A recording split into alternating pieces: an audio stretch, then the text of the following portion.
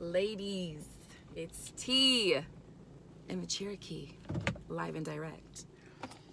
Forgive my lack of expression. I just got my braids redone, and sis, I can barely even think right now. Okay, shout out to Cecilia Braiding, who literally braided my brains. Okay, look, quick video. I've been in communication with a lot of ladies over the past week, and they're like, Toya, well, what's the secret? What'd you do? I'm like, sis, there's no secret. If nothing else, like, this is not a blueprint to find, or for your husband to magically find you and you guys run off into the sunset, and this is not that. Okay, my life is so far from a fairy tale, it's ridiculous. However, if you don't take nothing else from my testimony in these videos, I'm trying to push y'all to God. I'm trying to push you guys to making him number one. Because only when he is number one is when everything in your life will make sense. For me, I guess that is the golden ticket. That is the golden ticket. Like Willy Wonka. Okay.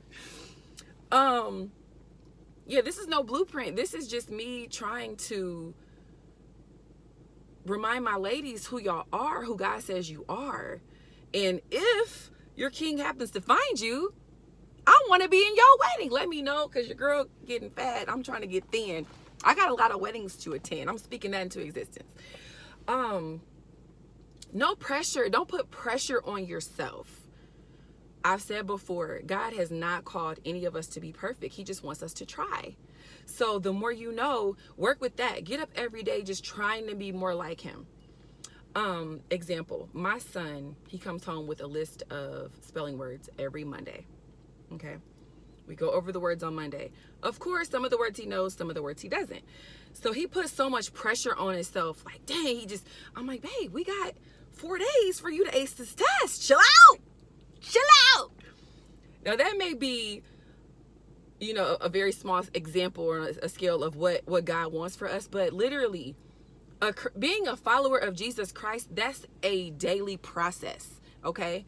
I've said before, I've been in church my entire life. My father was a pastor, and I'm just now grasping who God is in my life.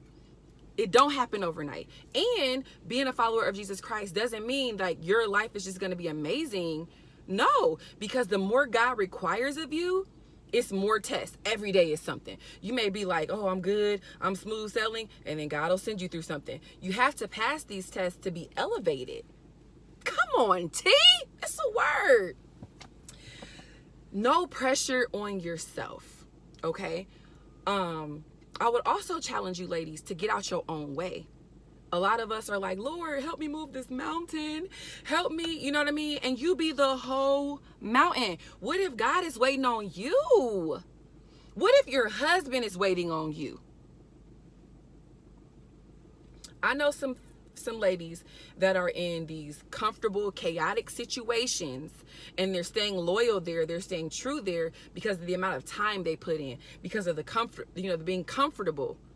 But what if your husband is over here praying for you, and you caught up with boo-boo the fool because you don't want to be uncomfortable?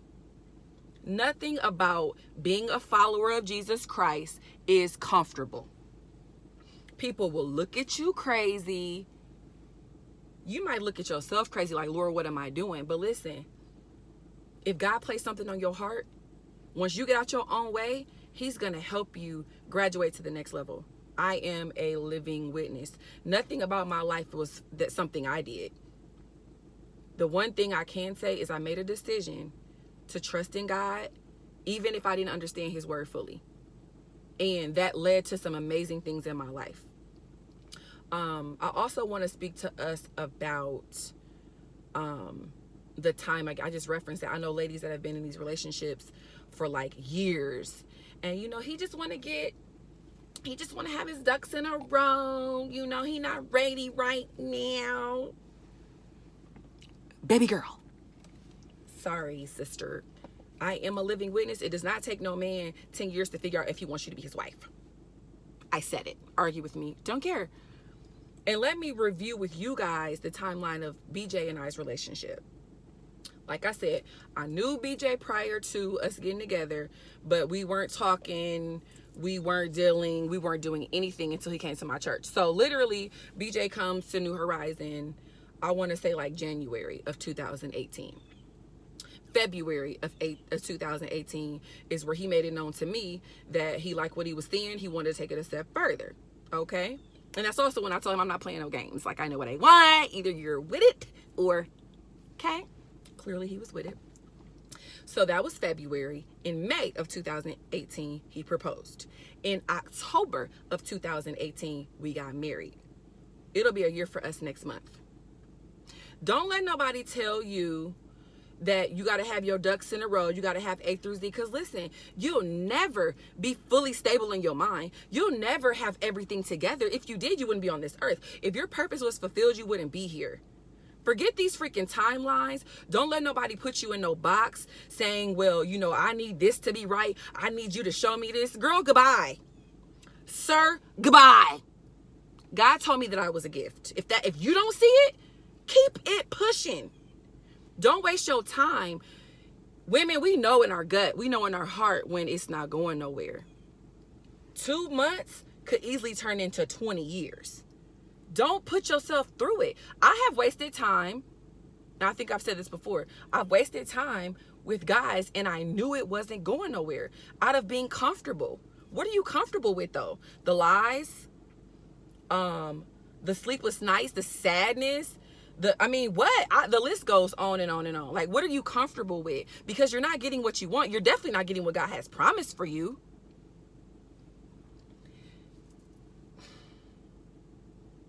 I set a standard with my husband and it made him chase me harder.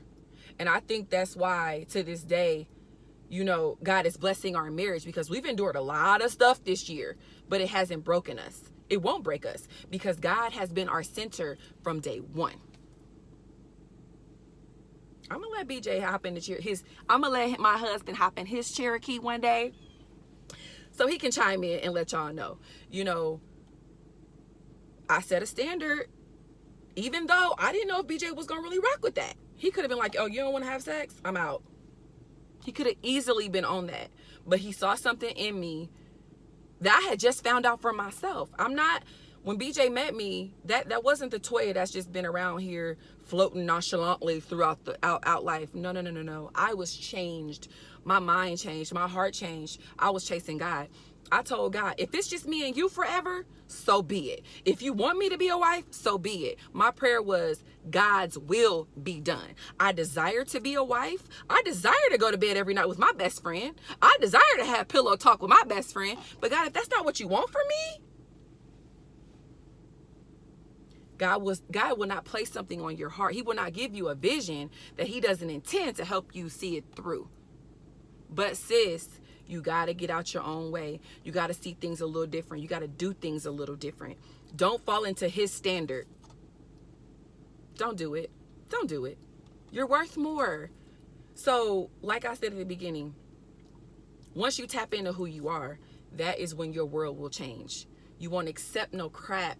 And that's what I want for y'all. And again, girl, let me know so I can get slim. Because I am expecting to be in like 100 weddings coming up. Because, you know, wait and win is for real. So, thank me later. And yes, I'll be in your wedding. You don't even have to ask. I'm there. Holla.